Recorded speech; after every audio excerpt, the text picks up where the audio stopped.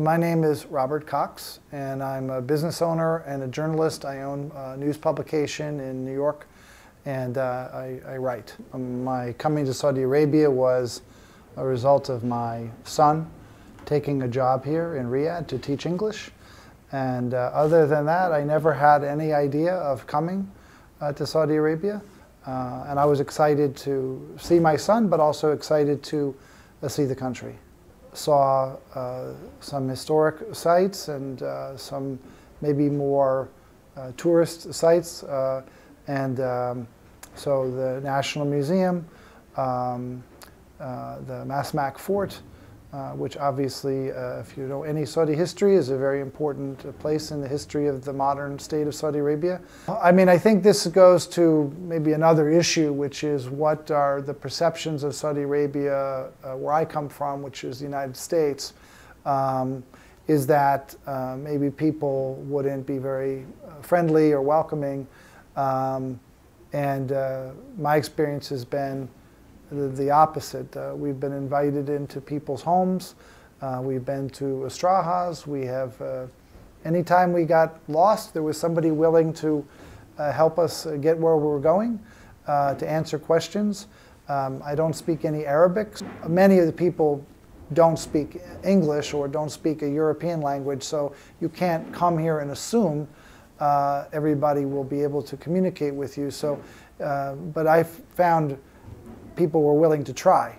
But I do think the most amazing thing in terms of the people was being invited into their home, invited into their Estraha, you know, having an opportunity to sit around, talk, have meals.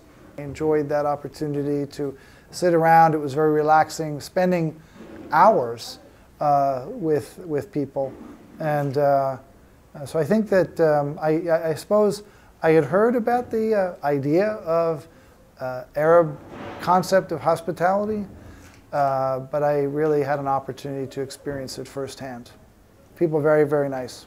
I do a lot of traveling, and I would say that Saudi Arabia is a country where, more than any other place that I've been, people have actually welcomed us into their lives, their homes, their mosque. Generally don't see that very often. I've traveled in Europe, I've traveled in Asia, you just do not see that. So it's very different. I think the thing that's made me the most happy, and had nothing to do with my even coming here, was the way that the Saudi people took my son in, took care of him, made sure he felt welcome. He, I think, has more friends in Riyadh than he has back in New York, because he's met so many people. And when you meet one person, it turns into 5 others, and next thing you know, you have a whole room full of people. I think American people think of Saudi people as very serious. But I saw some examples of Saudi humor.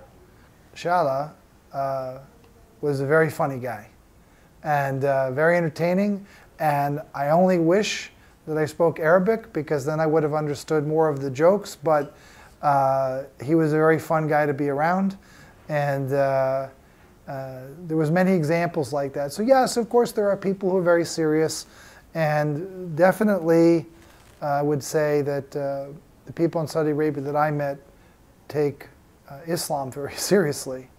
Okay, they don't joke around. Few people say, "Oh, be careful. You know, don't go places. You know, by yourself," or things like that, as if it was, you know, dangerous. I have to tell you, I live in the New York City area. New York is probably far more dangerous than Riyadh. I really felt safe going around Riyadh in particular. I mean, it's such a big city, but I never felt concerned. Also, a sense that the people are respectful of your property, so I never felt like somebody was going to try to steal something. I'm sure that that happens, but there was nothing like that at all. So, you know, I think, at least for my 2 weeks here, didn't have any kind of problems with anybody.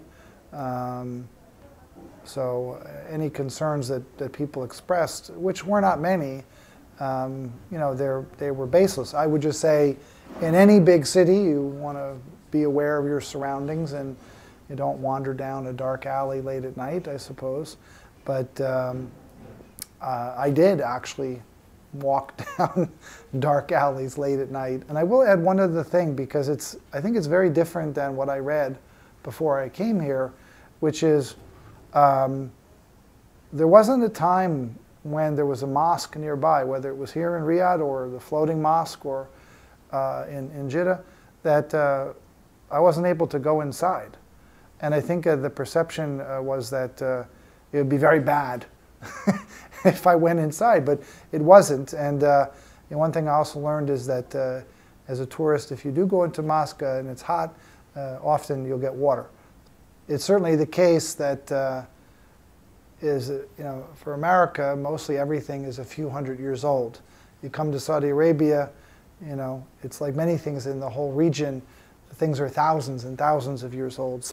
Obviously, the Crown Prince has Vision 2030, and the whole idea of it is about changing the economy, and a big part of that is tourism and entertainment, both for local people and for people coming from out of the country.